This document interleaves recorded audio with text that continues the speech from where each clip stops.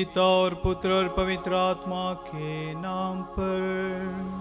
आमीन।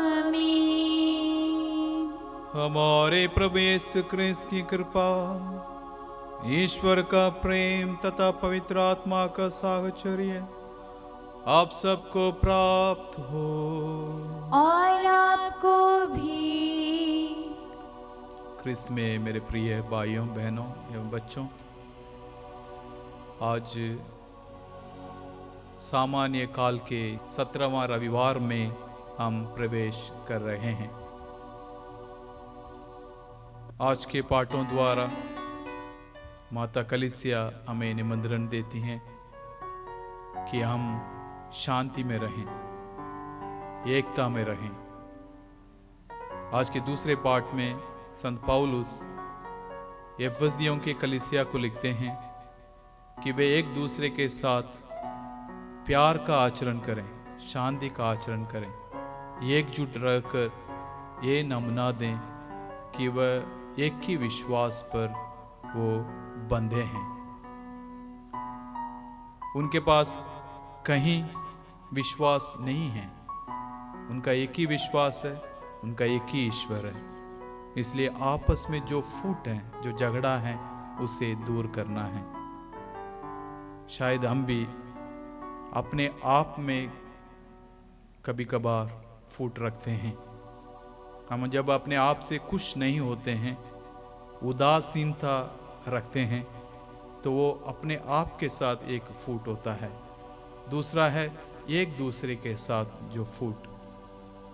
आज प्रभु चाहते हैं कि वो सारी जो झगड़ा, जो फूट है, दूर हो जाए। इसलिए इस मिसा बलिदान की शुरुआत में हम याद करें उन भाइयों को, बहनों को जिनके साथ हमारा झगड़ा है, जिनके साथ हम शांति में नहीं रह सकते हैं, जिनके साथ आप मेल मिलाप नहीं कर सकते हैं। आज उनको अपने दिल से माफ़ करें और अपने पापों के लिए प्रभु से क्षमा की याचना करें, ताकि हम योग्य रीति से इस पावन बलिदान में भाग ले सकें।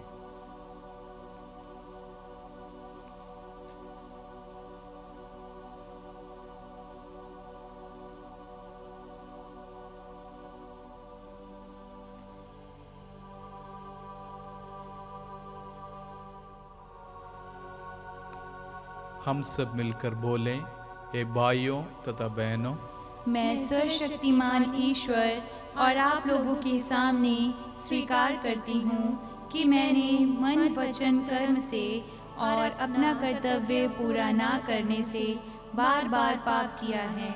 मैं अपना दोष स्वीकार करती हूँ। इसलिए मैं धन्य कुआरी मरियम से, सब स्वर्गदूतों, सब संतों और आप लोगों से, हे भाइयों और बहनों, विनती करती हूँ कि आप लोग मेरे लिए प्रभु ईश्वर से प्रार्थना करें। सर्वशक्तिमान ईश्वर हम लोगों पर दया करें और हमारे पाप क्षमा कर हमको अनंत जीवन प्रदान करें। आमीन।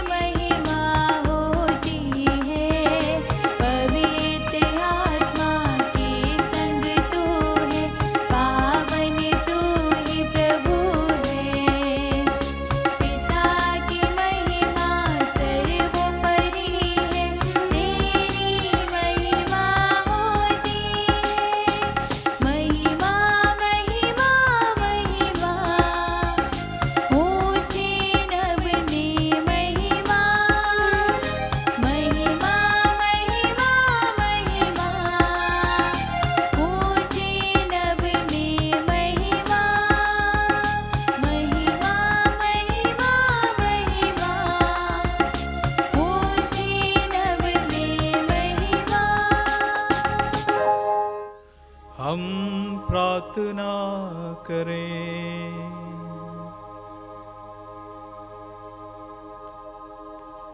हे प्रभु ईश्वर, अपने भक्तों के रक्षक, तेरे बिना सब कुछ दुर्बल और दूषित है। हमारे हृदय को अपने प्रेम से भर दे, तथा मन को अपने प्रकाश से आलोकित कर, जिससे हम संसार की नश्वर वस्तुओं का सदुपयोग करते हुए अनश्वर वस्तुओं में मन लगाए रहें।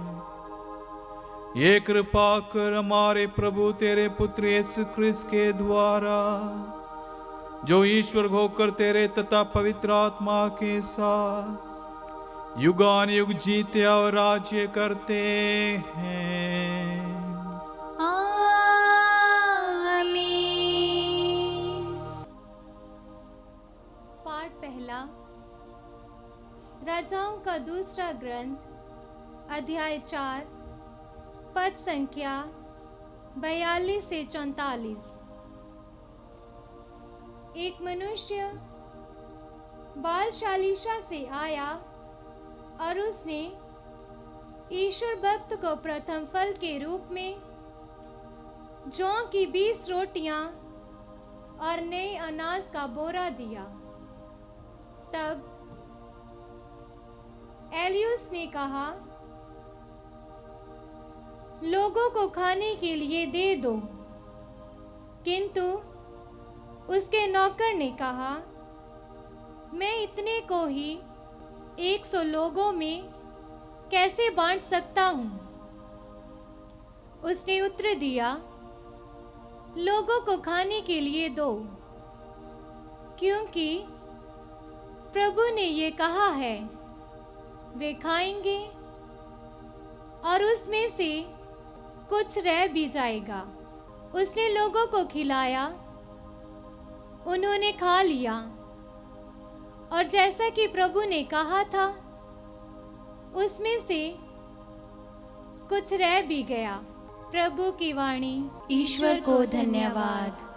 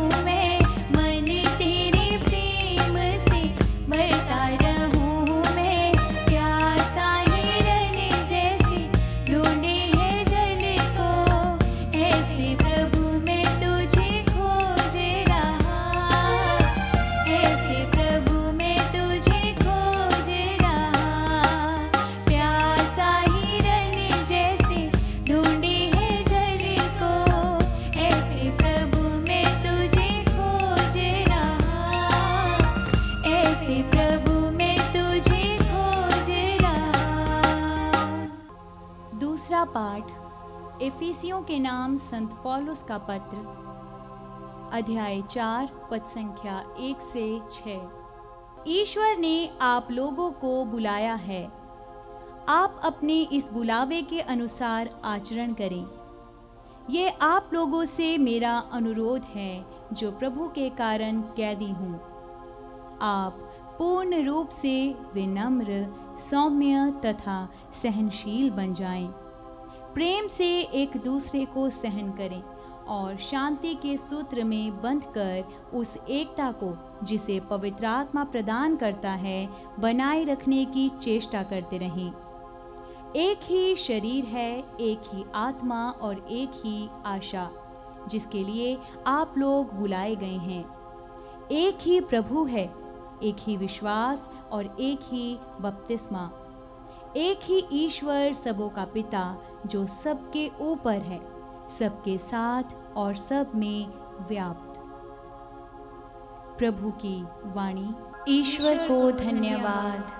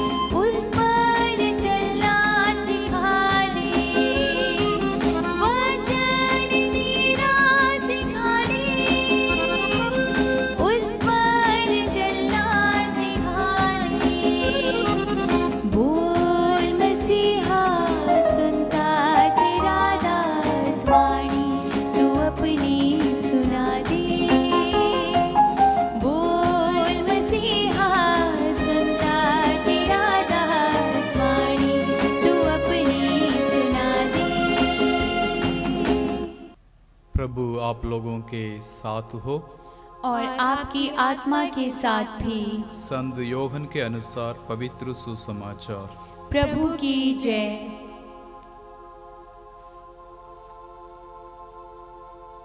अध्याय 6 पद संख्या 1 से 15 तक।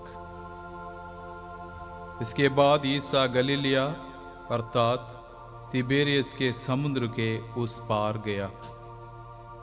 एक विशाल जनसमूह उनके पीछे हो लिया, क्योंकि लोगों ने वे चमत्कार देखे थे जो ईसा बीमारों के लिए करते थे। ईसा पहाड़ी पर चढ़े और वहां अपने शिष्यों के साथ बैठ गए। यहूदियों का पास्का पर्व निकट था। ईसा ने अपनी आंखें ऊपर उठाई और देखा कि विशाल जनसमूह उनकी ओर आ रहा है। उन्होंने फिलिप से ये कहा, हम इन्हें खिलाने के लिए कहां से रोटियां खरीदें? उन्होंने फिलिप की परीक्षा लेने के लिए ये कहा। वे तो जानते ही थे कि वे क्या करेंगे। फिलिप ने उन्हें उत्तर दिया, 200 दिनार की रोटियां भी इतनी नहीं होंगी कि हर एक को थोड़ी थोड़ी मिल सके। उनके शिष्यों में एक सिमोन पेतरुस का भाई अंद्रेयस ने कहा, यहाँ एक लड़के के पास जौ की 5 रोटियां और 2 मछलियां हैं, पर ये इतने लोगों के लिए क्या है? ईसा ने कहा, लोगों को बिठा दो। उस जगह बहुत घास थी, लोग बैठ गए। पुरुषों की संख्या लगभग 5000 थी। ईसा ने रोटियां ले ली, धन्यवाद की प्रार्थना पढ़ी और बैठे हुए लोगों में उन्हें उनकी इच्छा भर बंटवाया। उन्होंने मछलियां भी इसी तरह बंटवाई। जब लोग खाकर तृप्त हो गए तो ईसा ने अपने शिष्यों से कहा, बचे हुए टुकड़े बटोर लो, जिससे कुछ भी बर्बाद ना हो। इसलिए शिष्यों ने उन्हें बटोर लिया और उन टुकड़ों से 12 टोकरे भरे, जो लोगों के खाने के बाद जौ की 5 रोटियां से बच गए थे। लोग ईसा का यह चमत्कार देखकर बोल उठे, निश्चय ही ये वे नबी हैं जो संसार में आने वाले हैं। ईसा समझ गए कि वे आकर मुझे राजा बनाने के लिए पकड़ ले जाएंगे, इसलिए वे फिर अकेले ही पहाड़ पर चले गए। प्रभु का पवित्र सुसमाचार। क्रिस्त की जय। प्रभु यीशु में मेरे प्रिय भाइयों, बहनों, बच्चों,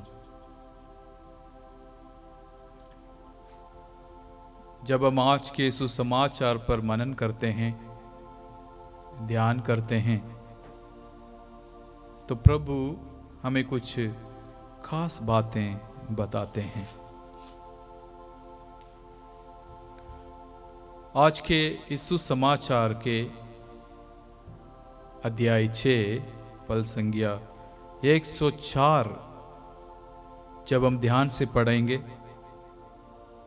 तो हमें मालूम पड़ता है कि प्रभु यीशु नए विधान के उस मूसा के प्रतीक बनते हैं। क्यों? क्योंकि मूसा ने इस्राएल लोगों को लाल समुद्र पार कराया था, और आज प्रभु यीशु गलीली अर्थात तिबेरियस के समुद्र उस पार गए। मूसा का इस्राएल लोगों के साथ लाल समुद्र पार करना और प्रभु यीशु को गलीलिया के यानी तिबेरियस के समुद्र के उस पार जाना, इन दोनों बातों में कुछ समानता है। वो इस्राएल लोगों की अगुवाई करता है मूसा, ये नए विधान के हमारे मसीह प्रभु यीशु नए मूसा के प्रतीक होकर ये समुद्र पार करते हैं। जिस तरह मूसा पहाड़ के ऊपर चढ़कर प्रभु के दर्शन पाकर लोगों की शिक्षा देता है, वैसे प्रभु यीशु वो समुद्र पार करके पहाड़ के ऊपर बैठते हैं, लोगों को देखते हैं, शिक्षा देते हैं। यानी प्रभु यीशु हमारे लिए नया पास्का है। पास्का मतलब वो मिस्र देश से फिरौन राजा के गुलामी से छुटकारा पाकर एक नई जिंदगी और इस्राएल लोगों को जाना पास्का पर्व की यादगारी है। गुलामी से आजादी, गुलामी भरे जिंदगी से आजादी मूसा लोगों को दिलाते हैं। नया पास्का प्रभु यीशु मसीह पाप रूपी गुलामी से इस संसार को मुक्ति प्रदान करते हैं, यानी हमें एक नए जीवन प्रदान करते हैं। पापों से हमें छुटकारा देकर हमें मुक्ति की ओर हमें ले जाते हैं, मुक्ति की ओर अग्रसर करने के लिए हमें रास्ता बताते हैं, साधन बताते हैं। यह है समानता पुराने व्यवस्था के मूसा और इस्राएलों की जिंदगी और नए विधान के ये जो नए मूसा प्रभु यीशु और उनके लोगों की। वहां गुलामी से छुटकारा, यहां पाप रूपी गुलामी से छुटकारा। और आज का ये जो दूसरा पहलू है आज के सुसमाचार का, वो है अध्याय 6 पल संज्ञा 5 से 7 तक। जब हम ध्यान से पढ़ते हैं, देखो प्रभु फिलिप को बुलाकर कहते हैं हमें ये सारे लोगों को खाना खिलाना है। वो हमारे भरोसे आए हैं, इसलिए कहां से रोटियां खरीदें। तो फिलिप कहता है प्रभु इतनी सारे भीड़ को खाना खिलाने के लिए रोटियां कहां से ले आए? 200 दिनार भी काफी नहीं है। एक दिनारी का मतलब आजकल के एक दिहाड़ी का है। यानी अगर बंदा लगातार 200 दिहाड़ी भी कर लें, 200 दिहाड़ी मतलब आप समझ सकते हैं कितने महीने के काम है, कर लें, मेहनत करें, फिर भी ये सारे लोगों को रोटी नहीं खिला सकते हैं। वचन कहता है प्रभु फिलिप की परीक्षा लेने के लिए ये सवाल पूछा था। वचन कहता है प्रभु जानते थे वो क्या करने वाले हैं। प्रभु यीशु में मेरे प्रिय भाई और बहनों, हम भी कभी कभी अपनी जिंदगी में फिलिप की तरह बनते हैं। जब हमारी जिंदगी में कुछ मुसीबतें आते हैं, कुछ तकलीफें आती हैं, परेशानियां आती हैं, हम फिलिप की तरह प्रभु से पूछते हैं ये कैसे दूर होगा, ये परेशानियां कैसे दूर होंगी, ये मुसीबतें कैसे दूर होगा। जिस तरह वचन कहता है प्रभु फिलिप की परीक्षा लेने के लिए सवाल पूछा था, हो सकता है प्रभु आपके ईमान की परीक्षा लेते हैं। जब आप अपने जीवन में कुछ इस तरह मुसीबतें महसूस करते हैं, हमें कई प्रकार के परेशानियों को इस जिंदगी में झेलनी पड़ती हैं, नाना प्रकार के दुख हमें सहना पड़ता है।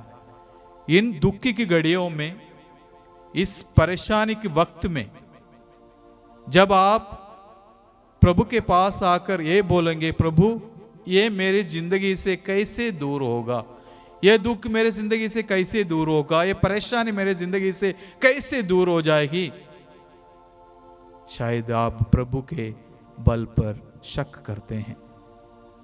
क्योंकि प्रभु जानता है प्रभु आपके जिंदगी में क्या करने वाला है। जिस तरह वचन कहता है आज के फिलिप की परीक्षा लेता है, लेकिन प्रभु जानता है वो क्या करने वाले हैं। प्रभु क्या करने वाले हैं? प्रभु अपने बल पर, अपने शक्ति से सबको रोटी खिलाने वाले हैं। तो आज प्रभु एक बार फिर आपको मुझे एक सांत्वना देते हैं, आश्वासन प्रदान करते हैं कि हमें अपनी जिंदगी में कभी भी घबराना नहीं है। जब हमारे साथ प्रभु हैं तो हमारे साथ सब कुछ है, कोई चीज की कमी नहीं होगी, क्योंकि प्रभु हमारे जिंदगी में काम करेगा। यह संदेश आज इस दूसरे भाग में हमें मिलता है। प्रभु यीशु मसीह और फिलिप के इस डायलॉग में, इस वार्तालाप में प्रभु हमें एक बार फिर आश्वासन दे रहा है कि मैं आपकी जिंदगी में काम करने वाला हूं। और तीसरा पहलू जब हम देखते हैं, अंद्रेस, पतरस का भाई अंद्रस प्रभु के पास आकर कहता है, अध्याय 6 पद संख्या 8 से 9, प्रभु इस भीड़ में एक छोटा सा लड़का है जिसके पास जौ की 5 रोटियां हैं और 2 मछलियां हैं, लेकिन इससे हम क्या कर सकते हैं? तो 5 रोटी हैं, 2 मछलियां हैं, लेकिन भीड़ बहुत हैं। वचन कहता है सिर्फ पुरुष आदमी लोग 5000 थे। हम जानते हैं जब भी हम कोई फंक्शन में जाते हैं, कोई मेला में जाते हैं या कहीं भी जाते हैं, पुरुष से ज्यादा स्त्री लोगों की संख्या ज्यादा होती है। और स्त्री लोगों की संख्या ज्यादा होने से पूरा परिवार वहां जाते हैं, तो बच्चों की संख्या भी ज्यादा होते हैं। लेकिन वचन सिर्फ कहता है 5000 सिर्फ आदमी लोग थे, यानी औरत लोगों को गिना नहीं गया, बच्चों को गिने नहीं गए। इसलिए आंद्रुस का कहना यहाँ उचित था कि ये 5 रोटियां और 2 मछलियां लेकर प्रभु हम क्या कर सकते हैं? तो प्रभु कहते हैं जो कुछ भी हैं लेके आओ। ख्रीस्त में मेरे प्रिय भाई और बहनों, हमें फिलिप नहीं बनना है, हमें अंद्रेस बनना है। आज के वचन द्वारा जो कुछ हमारे पास है वो प्रभु के पास लेके हमें जाना चाहिए। अगर हम एक कदम उठाते हैं तो प्रभु 100 कदम उठाकर आपके पास आ जाते हैं। इसलिए जब हम जिंदगी में कुछ परेशानियों को सामना करते हुए घबराना नहीं है, प्रभु से प्रार्थना कर एक कदम उठाना है, मुझे प्रभु के पास जाना है, तो प्रभु 100 कदम उठाकर आपके पास आएंगे। जिस तरह अंद्रयास वो 5 रोटी 2 मछलियां को लेकर प्रभु के पास आता है, तभी वो चमत्कार होता है। प्रभु कोई खाली चीज से चमत्कार नहीं किया आज के सुसमाचार में। यानी जो कुछ हमारा है, चाहे वो आपकी कमजोरियां हो, आप कुछ चीजों से परेशान हो, वो प्रभु को समर्पण करो, अब प्रभु आपकी जिंदगी में चमत्कार करेगा। क्योंकि हमें कदम उठाना है। यही हम उस उड़ाव पुत्र की कहानी में देखते हैं। जब वो ऐश आराम की जिंदगी जी रहा था तो उसको पता नहीं चला कि परेशानी की है, दुख क्या है। लेकिन जब उसके पास कुछ भी नहीं था तब उसे याद आया, और इसलिए वो एक कदम उठाता है, मेरे पापा के पास मैं जाऊंगा और उनको बोलूंगा मैंने आपके खिलाफ और ईश्वर के खिलाफ पाप किया है। तो पापा ने क्या किया, वो दौड़कर उस बेटे का गले लगाता है। तो आज इस अंद्रेस नामक एक शिष्य से हमें शिक्षा मिलती है, जो कुछ हमारा है हम प्रभु को दें और प्रभु हमारे जिंदगी में चमत्कार करेगा। और चौथा पहलू है अध्याय 6 पल संख्या 10 से 11। प्रभु उन 5 रोटी और 2 मछलियों को 5000 से ज्यादा लोगों को खिलाते हैं।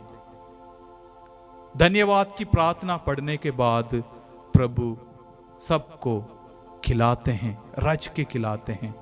सभी ने खाया अब तृप्त हुआ, वचन कहता है। यानी जो प्रभु हमें भोजन देता है वो हमें तृप्त करने वाला भोजन है।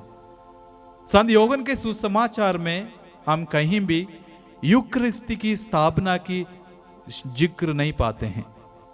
कहीं भी संत योहन ने यूकरिस्ती का ये स्थापना की जिक्र नहीं किया। लेकिन अगर आप ये अध्याय 6 ध्यान पूर्वक प्रार्थना पूर्वक पढ़ेंगे तो ये यूकरिस्ट का सबसे उत्तम पाठ है। प्रभु यीशु जब लोगों को खिलाते हैं तो ये उस बलिदान का, उस कलवारी बलिदान का प्रतीक है। तृप्त होना मतलब क्या है? हम इस संसार की चीजों से कभी भी तृप्त नहीं हो सकते हैं। अगर आम जिंदगी में देखेंगे, अगर हमारे पास एक मोबाइल हो, एक मॉडल का हो, तो अगर बाजार में कोई नया मॉडल आ जाता तो हमारा दिल फिर उस नया मॉडल को लेने के लिए तरसता है, क्योंकि हम इस सांसारिक चीजों से, वस्तुओं से कभी भी खुश नहीं हो सकते हैं, कभी भी तृप्त नहीं हो सकते हैं। वचन जब कहता है सभी ने खाया, खा के तृप्त हुआ, ये उस आनंद भोजन का, अनश्वर भोजन का प्रतीक है जो प्रभु कलवारी पर, क्रूस पर अपना जान देकर हमें देने वाला है।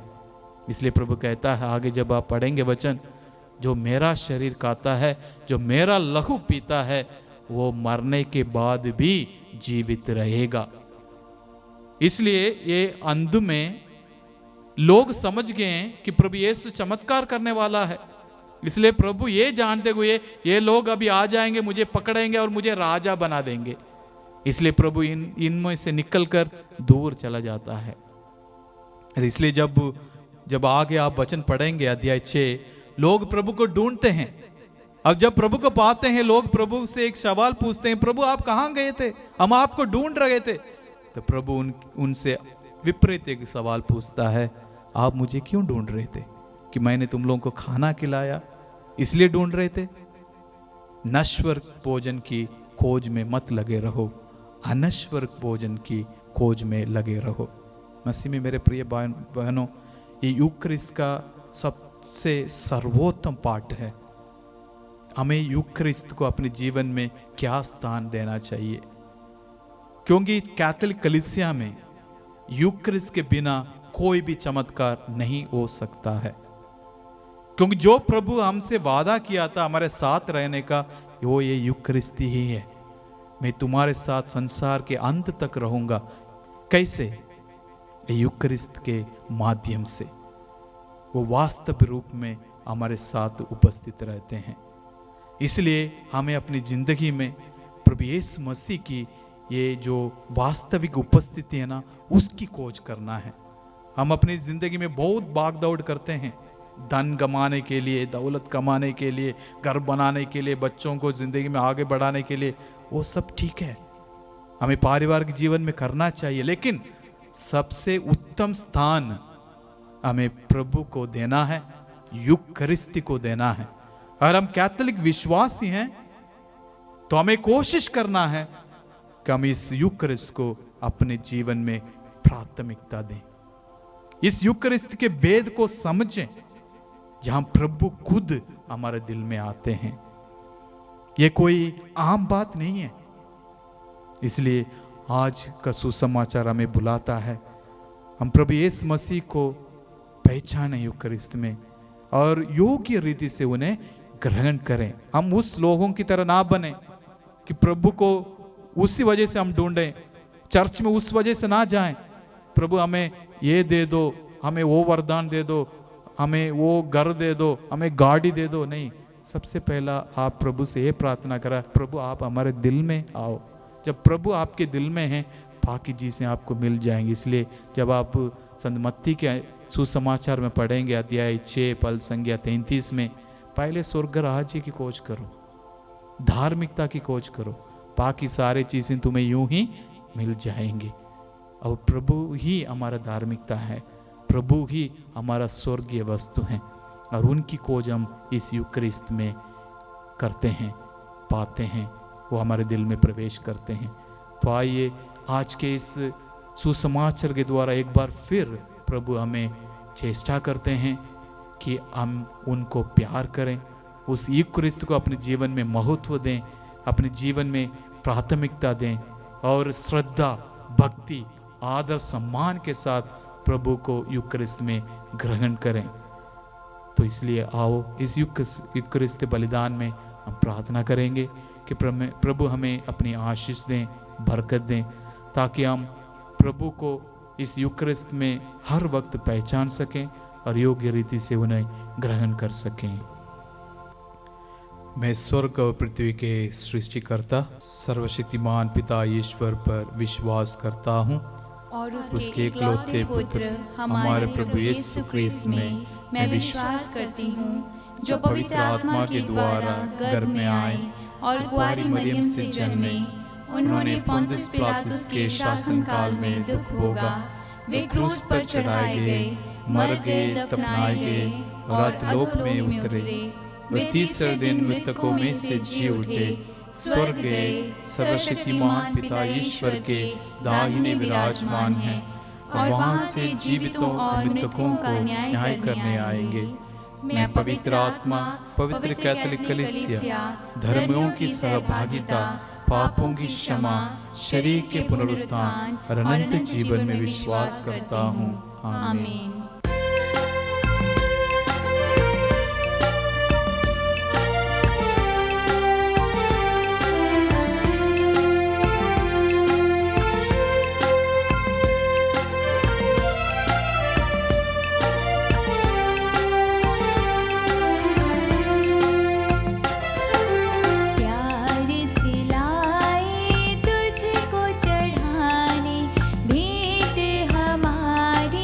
स्वीकार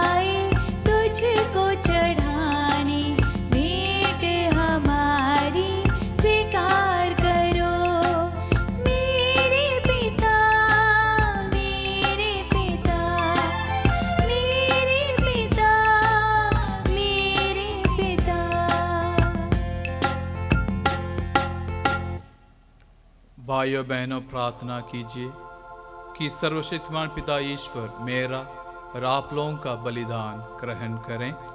प्रभु अपने नाम की स्तुति तथा महिमा के लिए और हमारे तथा अपने समस्त पवित्र कलीसिया के लाभ के लिए आपके हाथों से यह बलिदान ग्रहण करें। हे प्रभु, हम तुझसे उपहार चढ़ा रहे हैं, इन्हें तूने ही हमें प्रदान किया है। तेरी कृपा के प्रभाव से पावन बलिदान हमें इस जीवन में निरंतर पवित्र करें और आनंद सुख में पहुंचा दे। ये हमारी दीन प्रार्थना है हमारे प्रभु क्रिस्त के द्वारा।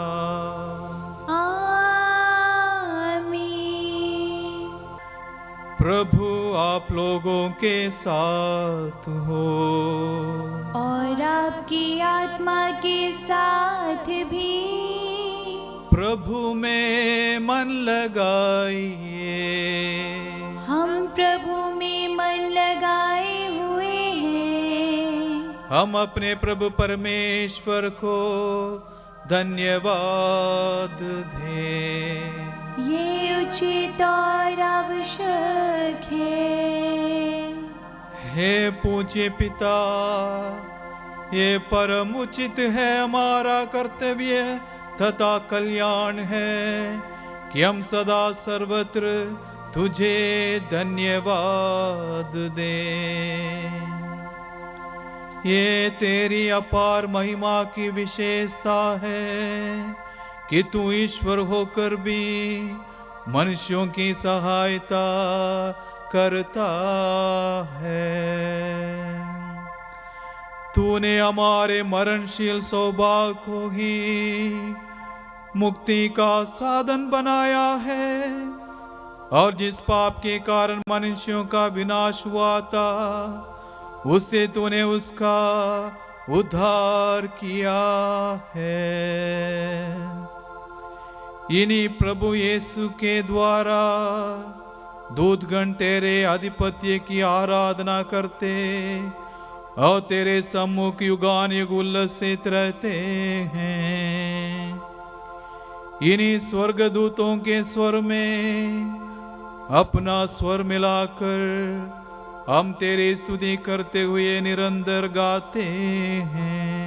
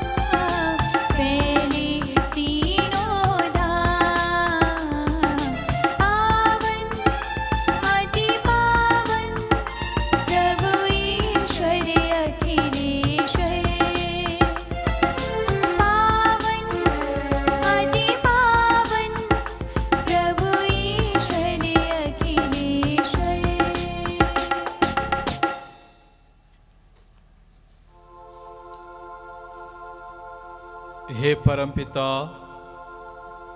तू वास्तव में पवित्र है।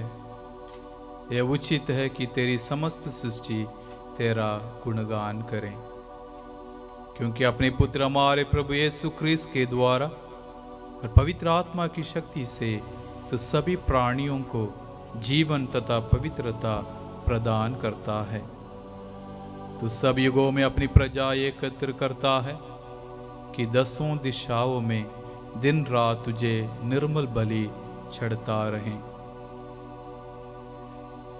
इसलिए पिता, हम तेरी दीन प्रजा तुझसे निवेदन करते हैं, हमारा उपहार पवित्र आत्मा की शक्ति से दयापूर्वक पवित्र कर, कि ये तेरे पुत्र हमारे प्रभु यीशु ख्रीस्त का शरीर तथा रक्त बन जाए। उन्हीं की आज्ञा से हम यूक्रिस्त का ये समारोह मना रहे हैं। जिस रात को यीशु मृत्यु के लिए सौंपे गए, उन्होंने रोटी ली, तुझे धन्यवाद देते हुए तेरा स्तुति किया और रोटी तोड़कर उसे अपने शिष्यों को देते हुए कहा, तुम सब इसमें से लो और खाओ, ये मेरा शरीर है जो तुम्हारे लिए बलि चढ़ाया जाएगा।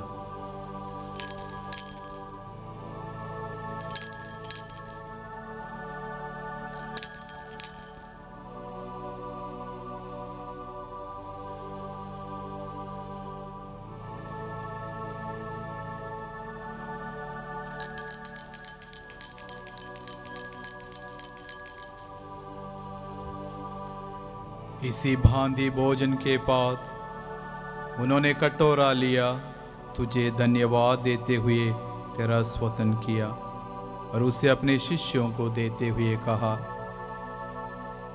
तुम सब इसे लो और पियो, ये मेरे रक्त का कटोरा है, नवीन और अनंत व्यवस्थान का रक्त, जो तुम्हारे और बहुतों के पापों की क्षमा के लिए बहाया जाएगा।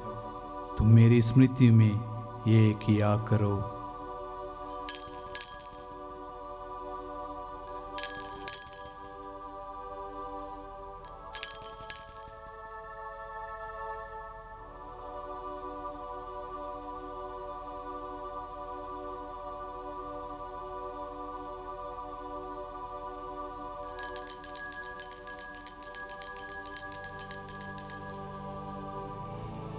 ये हमारे विश्वास का रहस्य। हे विश्व के उद्धारकर्ता, हमारा उद्धार कर, तूने अपने क्रूस तथा पुनरुत्थान द्वारा हमें मुक्त किया है। हे परमपिता, हम तेरे पुत्र के मुक्तिप्रद दुख भोग, प्रतापमय पुनरुत्थान और स्वर्गारोहण का स्मरण करते हैं तथा पुनरागमन की बाट जोते हैं।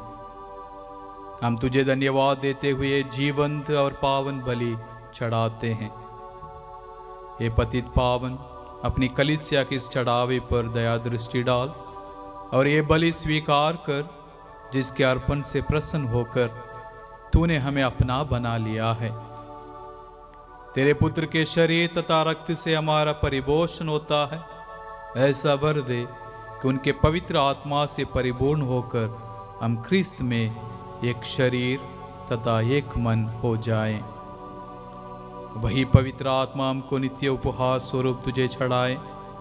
और ईश्वर की माता धन्य कुंवारी मरियम, उसके धन्य व संत जोसेफ, तेरे धन्य प्रेरितों, प्रतापी शहीदों तथा सभी संतों के साथ हमें भी स्वर्गिक आनंद के सहभागी बनाए। हमें इनकी निरंतर प्रार्थनाओं का अटल भरोसा है। हे प्रभु, तुझसे नम्र निवेदन है कि हमारे पुनर्मिलन का ये बलि समस्त संसार में शांति और कल्याण की वृद्धि करें। अपने सेवक संत पिता फ्रांसिस, हमारे धर्माध्यक्षों फ्रैंको तथा एग्नेलो, सभी धर्माध्यक्षों, याचकों तथा इस पृथ्वी पर समस्त यात्री कलीसिया को विश्वास तथा प्रेम में दृढ़ रखने की कृपा कर। हे पिता, तेरी सेवा में उपस्थित अपनी प्रजा की याचनाएं कृपा पूर्वक स्वीकार कर, दया और प्रेम से प्रेरित होकर तो अपने सभी पुत्र पुत्रियों को वे जहाँ कहीं भी हों अपने साथ एक बना ले। हे प्रभु, हमारे मृत भाई बहनों को अपने राज्य में प्रवेश पाने दे और उन सबको भी जो तेरी सेवा करते हुए परलोक सिधार चुके हैं। हम लोग भी वहीं पहुंचने की आशा करते हैं कि हम सब एक साथ तेरी महिमा के दर्शन से आनंद काल तक तृप्त होते रहें, हमारे प्रभु क्रिस्त के द्वारा, जिनसे संसार को सभी शुभ दान प्राप्त होते हैं।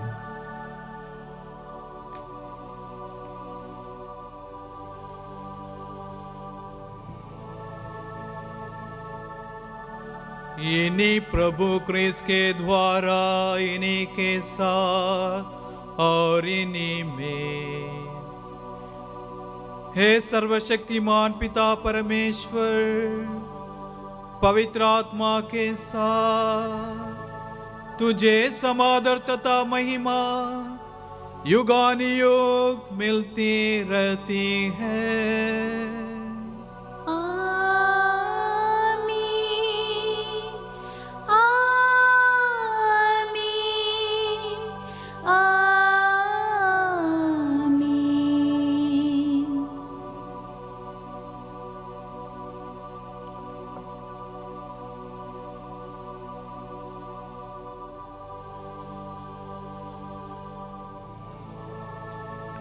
हम सब मिलकर पिता परमेश्वर से प्रार्थना करें, जैसे प्रभु यीशु ने हमें सिखाया है।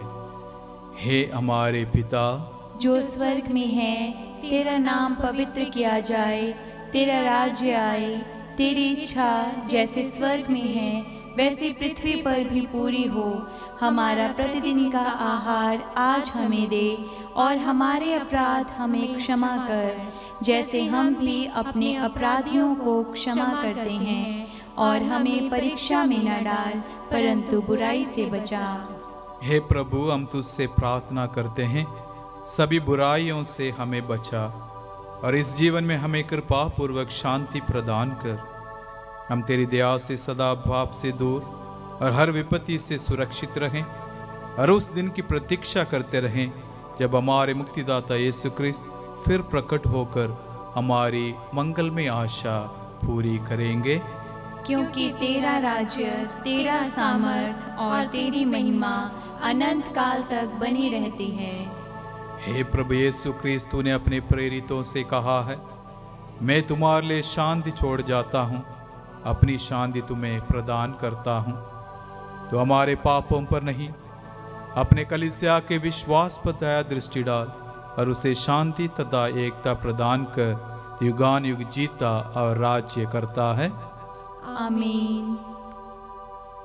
प्रभु की शांति सदा आप लोगों के साथ रहें और आपके साथ भी। हम परस्पर शांति अभिवादन करें।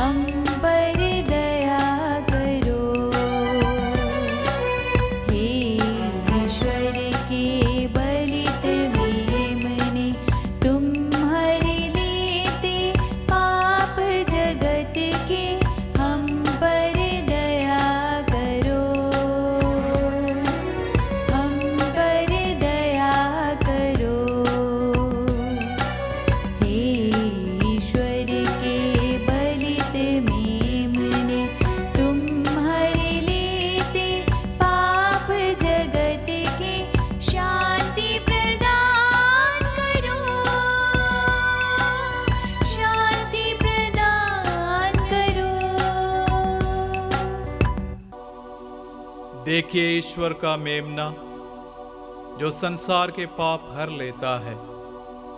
धन्य हैं वे जो प्रभु के बोझ में बुलाए जाते हैं।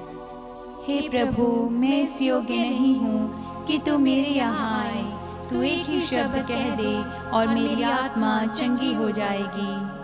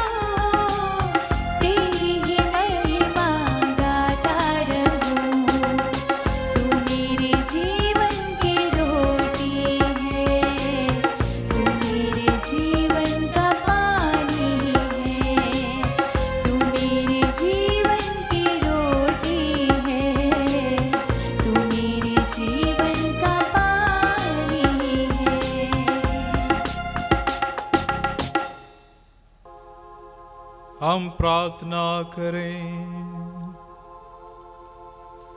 हे पावन पिता, हमने तेरे पुत्र के दुख भोग की अमर स्मृति का यह संस्कार ग्रहण किया है। उन्होंने आगाध प्रेम से प्रेरित होकर हमें यह संस्कार दिया है। तुझसे हमारी प्रार्थना है कि ये हमें मुक्ति प्रदान करे, उन्हीं हमारे प्रभु क्रिस्त के द्वारा। आमीन। प्रभु आप लोगों के साथ हो और आपकी आत्मा के साथ भी। सर्वशक्तिमान ईश्वर पिता, पुत्र और पवित्र आत्मा आप लोगों को आशीर्वाद प्रदान करें। आमीन। आप लोग विदा लें। ये मिसा समाप्त हुआ। ईश्वर को धन्यवाद।